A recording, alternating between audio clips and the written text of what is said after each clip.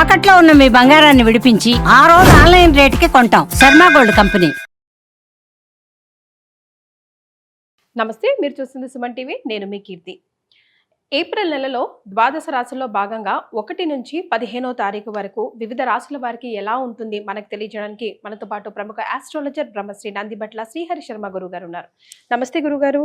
వాగర్థ వివ సంపృక్తౌ వాగర్థ ప్రతిపత్తయే జగతః పితరౌ వందే పార్వతీ పరమేశ్వరౌ ఆదిత్యాయ చ సోమాయ మంగళాయ బుధాయ చ గురుశుక్ర శనిభ్యశ్చ రాహవే కేతవే నమః. శృంగేరి జగద్గురు పీఠాధిపతులకి కంచి పీఠాధిపతులకి నమస్కారములు తెలియజేసుకుంటూ కార్యక్రమాన్ని ప్రారంభిద్దాం.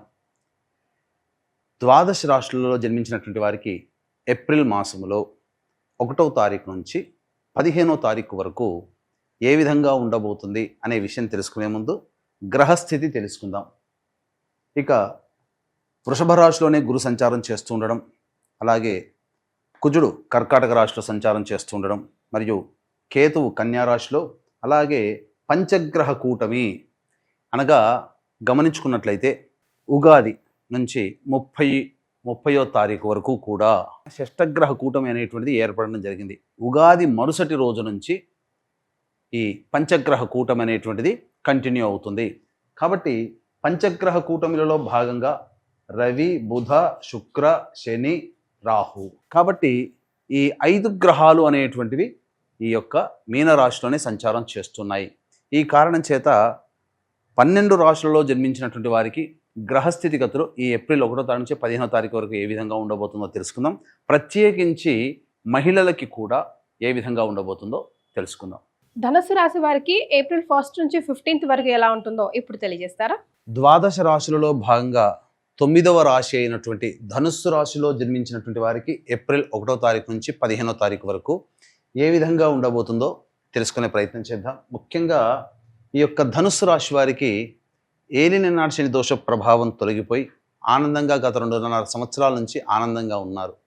కానీ ఇప్పటి నుంచి అనగా 29వ తారీఖు మార్చి నుంచి అర్ధాష్టమ శని దోష ప్రభావంలో ఉన్నారు. ప్రధానంగా ఏం జరగబోతుంది? కాస్త ఇబ్బందికర పరిస్థితులు ఎక్కువగానే ఉంటాయి. అంటే అష్టమ శని దోషం కన్నా అర్ధాష్టమ శని దోష ప్రభావం చాలా ఎక్కువ. అన్నిటికంటే మించి ఈ ధనుస్సు రాశికి శత్రుక్షేత్రము, శత్రు శని భగవానుడు గురువుకి. కాబట్టి ఎక్కువగా ఇబ్బందికర పరిస్థితులు ఈ ధనుస్సు రాశిలో జన్మించినటువంటి వాళ్ళు ఎదుర్కోక తప్పదు. గృహంలో చికాకుల సమస్యలు పెరుగుతాయి. ఆల్రెడీ ఇంటికి సంబంధించి నిర్మాణంలో ఉన్నటువంటి వాళ్ళకి ఆ ఇంటి ప్రయత్నంలో పలు చికాకులు, అలాగే అనుమతులు రాకపోవడం అనేటువంటివి తరచూ ఎదుర్కొనేటువంటి సమస్యలు. ముఖ్యంగా కొత్తగా తీసుకోవాల్సినటువంటి జాగ్రత్త ఏంటంటే ధనుస్సు రాశిలో జన్మించినటువంటి వాళ్ళు ఈ అర్ధాష్టమ శని దోష ప్రభావం వల్ల వాహనాన్ని నడిపేటప్పుడు జాగ్రత్తలు పాటించండి. ఇది చెప్పవచ్చు. ముఖ్యంగా ఈ గురువు కూడాను అనుకూలంగా లేని కారణం చేత ధనపరమైనటువంటి సమస్యలు ఎదుర్కొంటారు. వచ్చినది సంపాదన వచ్చినట్టుగా ఖర్చు అయిపోతుంది. మళ్ళీ ఇతర ఖర్చుల కోసం చేతులు చాచాల్సినటువంటి పరిస్థితి ఎదురవుతుంది. అన్నిటికంటే ముఖ్యంగా ఆరోగ్యం పట్ల కూడా శ్రద్ధ వహించాలి. తర్వాత చెప్పొచ్చేది ఏమిటంటే ఈ ధనుస్సు రాశిలో జన్మించినటువంటి వారికి సమయం అనుకూలంగా లేదు, గ్రహాలు కూడా అనుకూలంగా లేవు. ఈ కారణం చేత కొన్ని సమయాలలో, సందర్భాలలో మనం తగ్గి ఉండడమే చాలా మేలు అనేటువంటి విషయాన్ని లౌక్యంగా వ్యవహరిస్తూ ముందు నడుచుకున్నట్లయితే ప్రశాంతంగానైనా ఉండగలుగుతారు. సమస్యలు, కొత్త సమస్యలు రాకుండా, ఉన్న సమస్యల్ని బాధించకుండా ఉండగలుగుతాయి. అన్నిటికంటే ముఖ్యంగా దేవతా అనుగ్రహాన్ని పొందే ప్రయత్నము అందరూ చేయాల్సిందే. మరీ ముఖ్యంగా గమనించుకున్నట్లయితే ఈ యొక్క ధనుసు రాశిలో జన్మించినటువంటి ఉద్యోగస్తులు కావచ్చు, ప్రమోషన్ల కోసం ఆశించిన మేర ఫలితాలు పొందలేకపోతారు. వ్యాపారస్తులైతే ఆశించిన మేర లాభాల్ని పొందలేకపోతారు. ముఖ్యంగా నిరుద్యోగస్తులు బాగా కష్టపడితే తప్ప ఉద్యోగం లభించినటువంటి పరిస్థితి. కాబట్టి జాగ్రత్తలు పాటించండి. ముఖ్యంగా ఈ సంబంధించినటువంటి ధనుస్సు రాశిలో జన్మించినటువంటి విద్యార్థులు బాగా కష్టపడితే తప్ప ఫలితాలు పొందలేరు.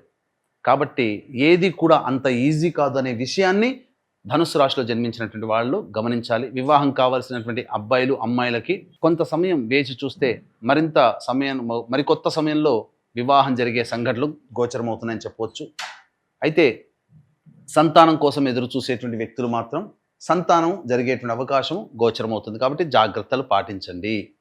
ఇక అన్నిటికంటే ముఖ్యంగా 1 నుంచి 15వ తారీఖు వరకు ఏ విధంగా ఉండబోతుంది? 1వ తారీఖు రోజున ప్రధానంగా ప్రశాంతత లేని జీవితాన్ని పొందుతారు. వృధా కాలయాపన జరుగుతుంది. ఏ పని యందు కూడాను ఆసక్తి అనేటువంటిది ఉండదు. ఇక 2, 3, 4, 5 తారీఖుల్లో గనక చూసుకున్నట్లయితే ఆదాయానికి మించిన ఖర్చులు ఉన్నప్పటికీ కూడా ఆ ఖర్చుల్ని అధిగమించగలిగే సంపాదన పొందుతారు. అంటే సాధారణంగా ఖర్చులు 100 రూపాయలు అనుకున్నప్పుడు 120, 130 రూపాయలు కూడా సంపాదించుకోగలుగుతారు. ధన ప్రవాహం చాలా చక్కగా ఉంటుంది. అవసరానికి తగ్గట్టుగా ధనము లభిస్తుంది. తద్వారా యోగదాయకంగా ఉంటారు. ముఖ్యంగా ఆనందంగా కుటుంబ సభ్యులతో గడుపుతారని చెప్పవచ్చు. ఇక 6, 7, 8 తారీఖుల్లో మీ ఆరోగ్యం పట్ల శ్రద్ధ వహించాలి. ఖర్చులు అధికంగా ఉంటాయి. ఏ పని చేయాలన్నా ఆసక్తి ఉండదు. అన్నిటికంటే మించి ఒక జిగ్జాగ్ లాగా ఉంటుంది. ప్రతిదీ కూడాను డౌట్ఫుల్గా జీవితం 6, 7, 8 తారీఖుల్లో ఉంటుందని చెప్పవచ్చు. ఇక 9, 10 తారీఖుల్లో కనుక చూసుకున్నట్లయితే సంతానం మూలకంగా ఖర్చులు, సమస్యలు, విభేదాలు పెరుగుతాయి. మరీ ముఖ్యంగా విదేశీయానం, విదేశీ విద్యకు సంబంధించి చేసే ప్రయత్నాలు కాస్త ఇబ్బందికరంగా మారుతాయని చెప్పవచ్చు. ఖర్చులు కూడా అధికంగానే ఉంటాయి. 11, 12, 13, 14, 15 ఈ తేదీలలో ఉద్యోగం కోసం ఎదురు చూసేటువంటి వ్యక్తులకి ఉద్యోగం లభించడం, నిరుద్యోగస్తులకి ఉద్యోగం, ఆల్రెడీ ఉద్యోగంలో ఉన్నటువంటి వాళ్ళకి ప్రమోషన్స్ సంభవించే అవకాశము, అనుకున్న స్థాయిలో కంటే కూడా తక్కువ స్థాయి స్థితిగతులు ఉన్నప్పటికీ కూడాను ఆనందకరంగా ఉంటారు. ఏమాత్రం తీసిపోకుండా జీవితాన్ని గడుపుతారని చెప్పవచ్చు. ముఖ్యంగా ప్రతి వ్యక్తికి కూడాను జాతకరీత్యా అన్ని విధాలుగా దైవం అనుకూలంగా ఉంటేనే పైకి రాగలుగుతారు. కాబట్టి కాలభైరుని యొక్క ఆజ్ఞ అనుసారము ఏప్రిల్ 18వ తారీఖు రోజున కాశీక్షేత్రము కేంద్రముగా 1 సంవత్సరం పాటు మీ యొక్క సంకల్పం నెరవేరాలి, మీ యొక్క జాతకరీత్యా ఉన్నటువంటి దోషాలు తొలగిపోవాలనేటువంటి ఒక సదుద్దేశంతో సంకల్ప సిద్ధి, సర్వదోష నివారణ పూజలు, హోమాలు అనేటువంటివి జరిపించడం జరుగుతుంది. అవకాశం ఉన్న వాళ్ళు ఈ కార్యక్రమంలో నమోదు చేసుకునే ప్రయత్నం చేయండి. తప్పకుండా దేవతానుగ్రహం ఉంటుంది. ఈ సంవత్సరం అంతా కూడా మీరు ఏ పూజలు చేసినా ఆ దేవతానుగ్రహం మీకు లభించాలి అని అంటే ఆ దేవతాశక్తి మీ తోడు ఉండాలి. మీరు చేసే ప్రయత్నంలో కొన్ని ఇబ్బందులు ఉండవచ్చు కాక దేవతా పూజల్లో, కానీ ఈ పూజాది కార్యక్రమంలో నమోదు చేసుకోవడం ద్వారా సంపూర్ణమైనటువంటి దేవతాశక్తి మీకు ఉంటుంది అని చెప్పడంలో ఏమాత్రం సందేహం లేదు. అవకాశం ఉన్నప్పుడల్లా ఈ కార్యక్రమంలో నమోదు చేసుకునే ప్రయత్నం చేయండి. మరి ధనుసు రాశిలో జన్మించిన మహిళలకు, ఈ యొక్క రాశిలో జన్మించినటువంటి మహిళలు చాలా మటుకు సమస్యలు ఎదుర్కోవాలి.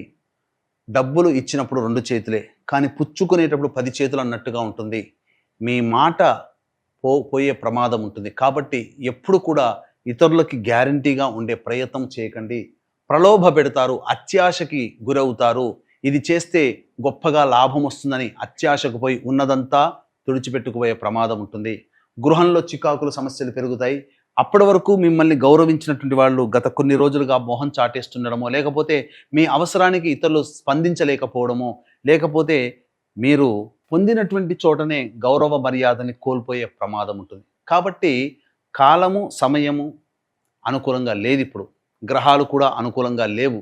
కాబట్టి తగ్గి ఉండే ప్రయత్నం చేయండి. ప్రేమ, ఆప్యాయతలతో కుటుంబ సభ్యులతో, ఇతరులతో మాట్లాడండి. గతంలో ఉన్నటువంటి కంటే విభిన్న పరిస్థితులు ఇప్పుడు ఉంటాయి కాబట్టి జాగ్రత్తలు పాటించండి. ముఖ్యంగా ఆరోగ్యం పట్ల శ్రద్ధ వహించాల్సినటువంటి పరిస్థితి. కొద్దిగా పనిచేయగానే అలసిపోయే తత్వాన్ని పొందుతారు. వెన్ను సమస్యలు పెరిగేటువంటి అవకాశము ఈ యొక్క ధనుసు రాశిలో జన్మించినటువంటి మహిళలకి ఉంటుందని చెప్పవచ్చు. ముఖ్యంగా బ్యూటీ పార్లర్, బొటిక్ రంగము, అలాగే లేడీ గవర్నమెంట్స్ సంబంధించి, క్లాత్ స్టోర్స్కి సంబంధించి, అలాగే ఫైనాన్స్ రంగంలో ఉన్నటువంటి వాళ్ళు, బ్యాంగిల్ స్టోర్స్ నడుపుకునేటువంటి వాళ్ళు, లేడీస్ టైలర్స్, ఇలా స్త్రీలతో సంబంధం ఉన్నటువంటి వ్యాపారస్తులు అందరూ కూడా మహిళలకి అంతంత మాత్రంగానే ఉంటుంది. కాబట్టి కొత్త పెట్టుబడులు పెట్టి వ్యాపారాన్ని అభివృద్ధి చేయకండి. సమయం అనుకూలంగా లేదు కాబట్టి వేచి చూడండి. ఉన్న దాంతోనే సంతృప్తి పొందే ప్రయత్నం చేయండి. అప్పులు చేయకండి, లేదా అప్పులు ఇవ్వకండి. అన్ని విధాలుగా ఆనందదాయకమైనటువంటి జీవితాన్ని పొందుతారు. లేకపోతే కొత్త సమస్యల్ని కొని తెచ్చుకున్నట్టుగా ఈ యొక్క ధనుసు రాశిలో జన్మించినటువంటి మహిళలకి ఉంటుందని చెప్పవచ్చు. ముఖ్యంగా తర్వాత చెప్పొచ్చేది ఏంటంటే, ఏ పని చేయాలన్నా కానీ ఆ పనికి సంబంధించినటువంటి ఆలోచన, సరైనటువంటి నిర్ణయాన్ని ఈ యొక్క రాశిలో జన్మించినటువంటి వాళ్ళు తీసుకోలేకపోతారని చెప్పవచ్చు. మరి వీరు ఎలాంటి పరిహారాలు పాటిస్తే బాగుంటుందంటారు గురుగారు? ఈ ఏప్రిల్ 1 నుంచి 15వ తారీఖు వరకు గ్రహాలు, సమయము అనుకూలంగా లేని కారణం చేత ప్రతిరోజు కూడాను దత్తాష్టకం కాలభైరవాష్టక పారాయణం పఠించే ప్రయత్నం చేయండి. కాశీక్షేత్రంలో కాలభైరుని యొక్క అనుజ్ఞ మేర ఏప్రిల్ 18వ తారీఖు రోజున ప్రారంభమవుతున్నటువంటిది సంకల్ప సిద్ధి సర్వదోష నివారణ పూజలు హోమాలు 1 సంవత్సరం పాటు జరుగుతాయి. అవకాశం ఉంటే ఇట్టి మహత్తరమైనటువంటి కార్యక్రమంలో మీ గోత్రనామాదులు నమోదు చేసుకునే ప్రయత్నం చేయండి. అన్ని విధాలుగా ఆనందంగా ఉంటారని చెప్పవచ్చు. చాలా సంతోషం అండి. సో ధనుస్సు రాశిలో జన్మించిన వారికి ఎలా ఉంటుంది 15 రోజులు తెలియజేయడంతో పాటుగా చక్కటి రెమెడీస్ని కూడా సూచించారు. ధన్యవాదాలు. సర్వం శ్రీ ఉమామహేశ్వర పర బ్రహ్మార్పణమస్తు.